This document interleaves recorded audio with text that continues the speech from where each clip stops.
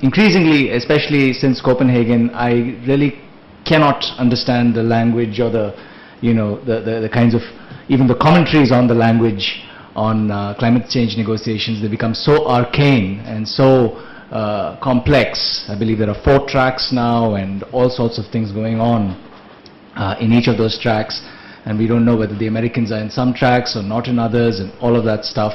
And I also can't perfectly understand what Jairam Ramesh just said about negotiators being sort of, not just from India but from anywhere, sort of being placed in this very difficult position of trying to navigate through these texts and negotiations and discussions that are mostly framed by lawyers, and lawyers who are very, have great expertise in sort of twisting words and shifting texts and so on. And there are so many different groups and coalitions and so on within these negotiations. Nobody seems to know what's going on.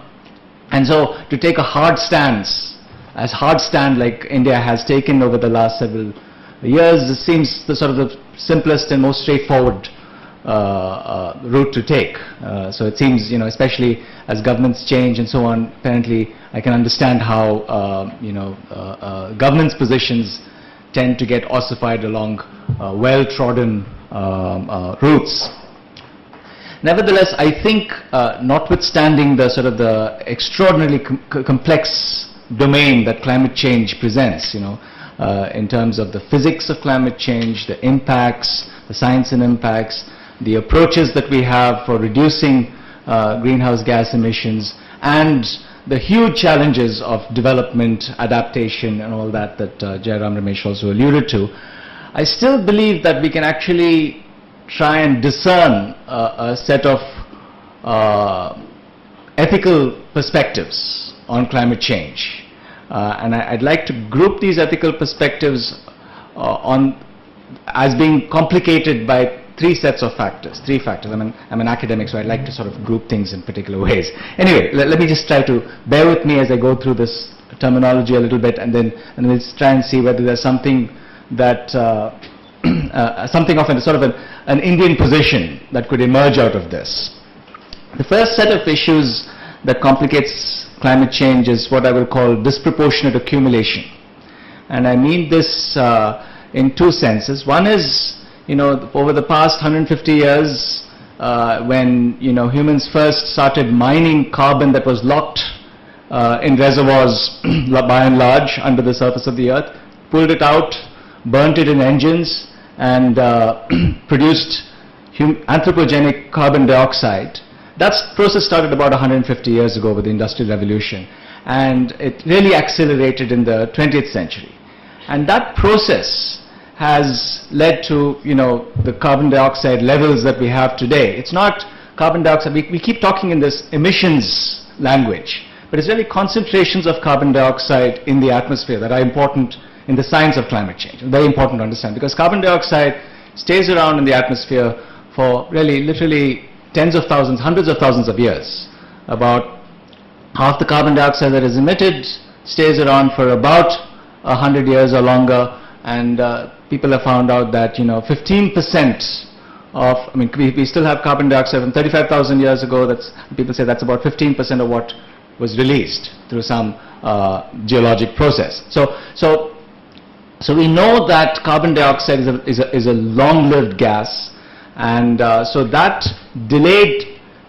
that accumulation of carbon dioxide is very important. Is a very important factor to think about when we're sort of trying to trace the ethics of how to address the allocation of responsibility among different countries or different individuals, or however you want to think about it. But disproportionate accumulation also means another thing.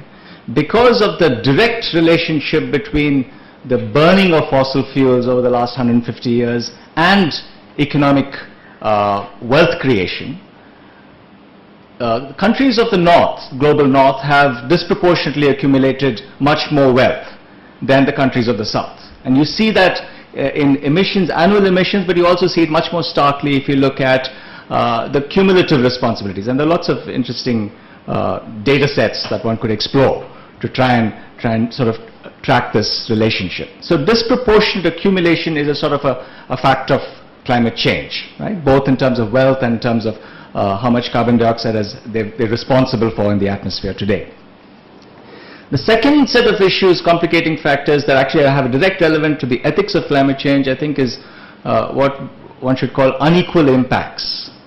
Climate change, the impacts of climate change are not equally distributed around the world. We already know that. We know that the Himalayan ecosystem, coastal areas, countries in the global south, which are much more vulnerable to tropical storms, cyclones, and so on, and a whole series of for a whole series of other reasons, poorer countries, ironically, are going to be much worse affected, by and large, by climate change than the wealthier countries of the world. This is not universally true, but one can sort of find a nice correlation, a negative correlation between wealth and climate change impacts. And especially if you measure the impacts not in terms of the financial impacts, but in terms of disasters and so on, but in terms of lives at risks and so on. And this has there are lots of geographical reasons as well as economic reasons why this is so, but let's just treat that as another sort of set of issues coming out of climate change. And the third set of issues is really the delayed effects. Climate change impacts, even though we're starting to perhaps see some of them today, they're really the impacts of emissions that started several decades ago, and concentrations that are not today's concentration. Today's concentrations of around close to 400 parts per million should lead to much worse impacts, but those impacts will only be felt perhaps decades later. Right? So delayed effects is another sort of a complicating factor. And why this matters is that when we're trying to develop some kind of ethical perspective and some kind of equity-based perspective, we need to understand that this is not rocket science. It's not rocket science in two senses of the word. It's not something that can be derived from first principles very easily. Aristotle said this is not theoretical action, it's practical action. We have to sort of try to come to some understanding of what's reasonable. And ethical considerations are not, like Jayaraman also said, one single solution.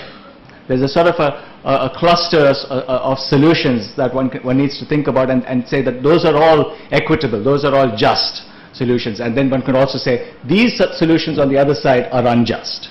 So I think we need to sort of frame our understanding, our thinking about climate change along these kinds of dimensions. In other words, start to think about, so we can't actually arrive at a single equity position, whether it's per capita or whatever else.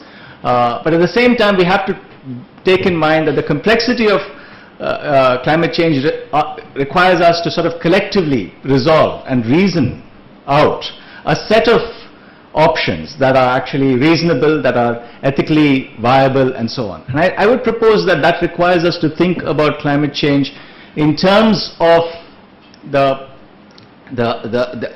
in terms of the concentrations of greenhouse gases rather than emissions, and then start asking questions about how do we think about these equity questions based on bearing in mind these sets of considerations.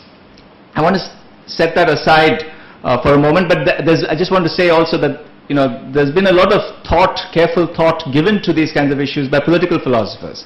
And people I'm thinking of here are people like Henry Shue, who did some very pioneering work in the early years, in the 1990s and so on. But more recently also Thomas Pogge, who's written on poverty, global poverty, but also written about climate change. And Stephen van der Heijden wrote a wonderful book a few years ago called Atmospheric Justice, which sort of summarizes some of these arguments. But the broad principles that they arrive at from these kinds of considerations are the following. First, we have a duty to do no harm. I mean, that's a sort of an ethical position that everybody anywhere would accept. I mean, broadly, that we have a duty not to do harm. And then secondly, that we have, if we do harm, then we have a duty to make amends. That we have a responsibility to make amends. Right? And if you apply those principles to climate change, bearing in mind these sets of issues that I just described, then what we have to realize is that we have to start thinking, I mean, one way to possibly resolve this is to say, look, we have an accumulated debt because of disproportionate accumulation, delayed effects, and we'll always have an accumulated debt. Delayed effects is going to cause a problem, but also the unequal impacts and asymmetrical, unequal impacts and disproportionate accumulation, I'm getting a little confused, will lead to this problem of imbalance. And so that is, you have while you have a duty not to do harm, you've still caused harm, and therefore you have to make some amends. And the way to resolve that is to think about stocks and flows of carbon separately. So we have an accumulated stock of carbon in the atmosphere, greenhouse gases, that we can easily measure and allocate to different countries. We know that 2/3 of the stock of carbon dioxide in the atmosphere is due to countries of the north, by and large, and the rest, again, divided among a very large number of countries. And then we have flows.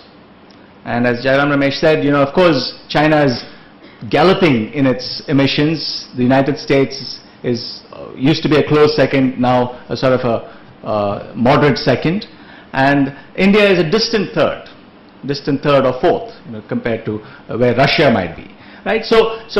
But these countries, including India and the other countries, have the responsibility to do no harm, right? To not violate that principle, and which means that we have responsibility at least to start sort of tapering off, start going on, seriously low carbon pathways. We have to really think about that. That burden we can no longer sort of allocate to somebody else. We still have that responsibility to take care of, right? But on the stocks issue is where we can start making claims to the international community and say, look, these stocks are responsible for climate change that is happening now and that is likely to happen over the next few decades. And for adaptation, for adaptation to climate change, when all the other issues having to do with the impacts of climate change, loss and damage is another term that has come into the discussions. For all of those kinds of things, we use the stocks as the basis for making equitable reparations. Essentially, this is like claiming torts. Countries that have been negligent, either knowingly or unknowingly. It still counts as negligence.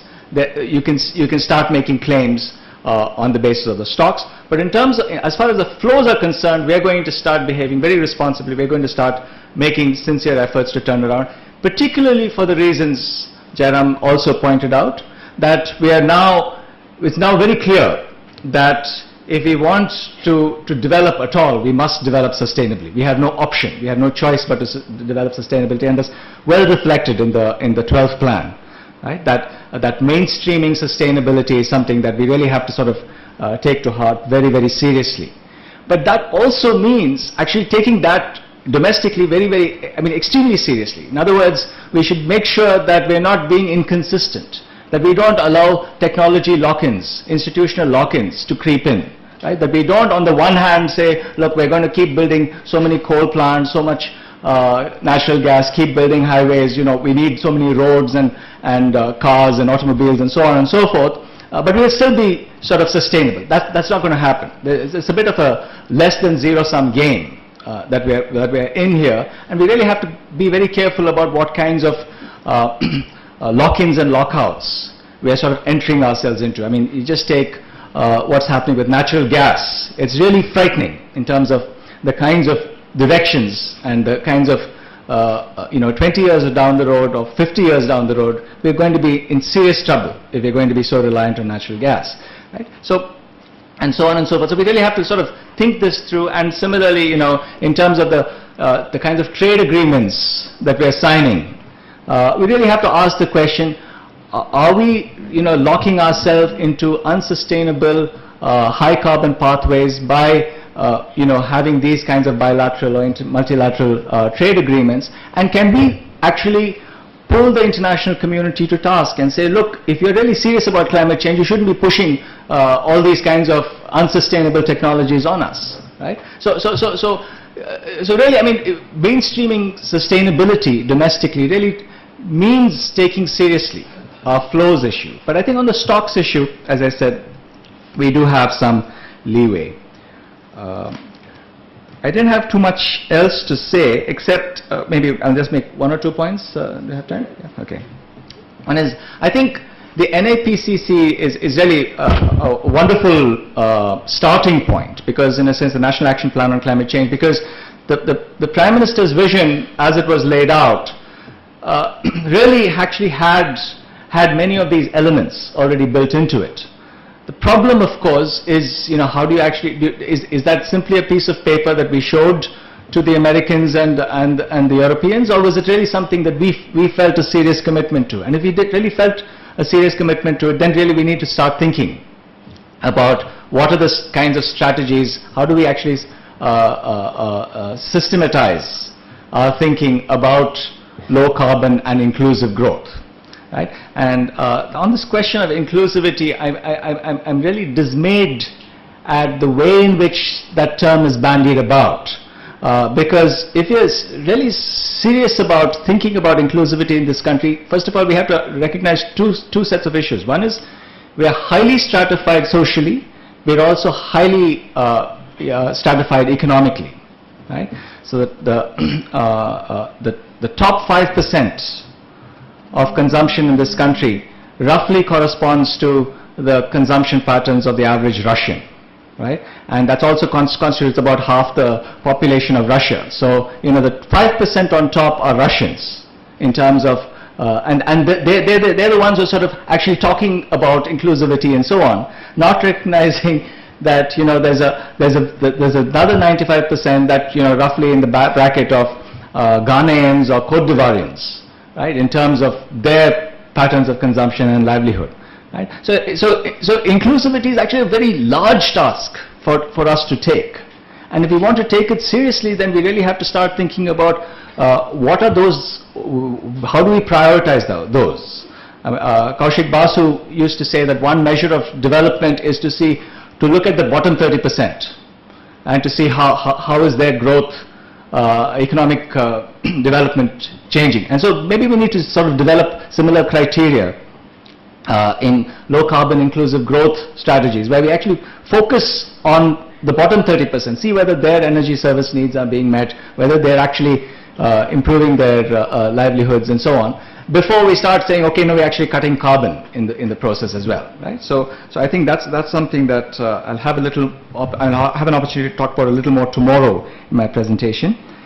Lastly, in terms of forming alliances with other partners in the negotiation, I think you're quite right in saying that we've been sort of standoffish and likely to be the last country standing in 2015, and the kinds of alliances we formed have always been with, you know, partners we think of as not close to us in our HDI, but, you know, close to us in population, right? And so I think maybe it's time to start looking at countries that are close to us in HDI, you know, so the Africa group and so on, as strategic partners, because they understand much better than us in some respects how urgent this problem of sustainability and climate change is.